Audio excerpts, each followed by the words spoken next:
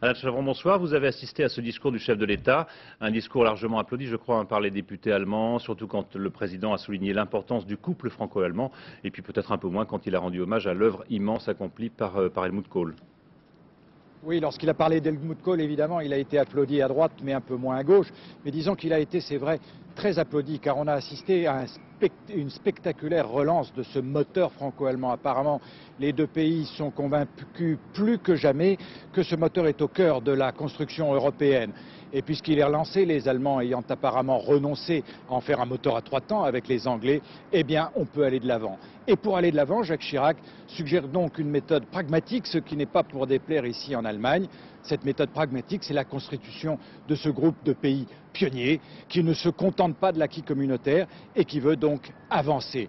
Avancer, l'objectif est fixé également par Jacques Chirac et ça n'est pas non plus pour déplaire ici, c'est cette constitution européenne qui sera adoptée à terme et qui fixera les règles du jeu de l'Union. Alors, ce n'est pas une fédération, vous l'avez entendu, il ne s'agit pas d'un super-État. Non, ce sont des institutions à inventer, originales et spécifiques. Alors, ce discours du Reichstag qui est derrière moi, restera-t-il comme un discours fondateur ou refondateur?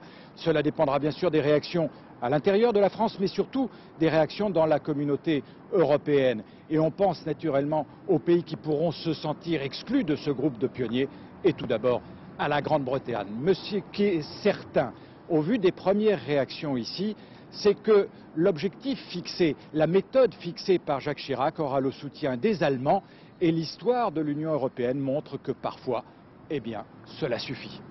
Merci Alain. Et puis donc sur place à Berlin, ce discours a été particulièrement bien accueilli par Joschka Fischer, le ministre vert des Affaires étrangères, qui s'est engagé, lui, il y a 1 mois et demi, pour une Europe fédérale.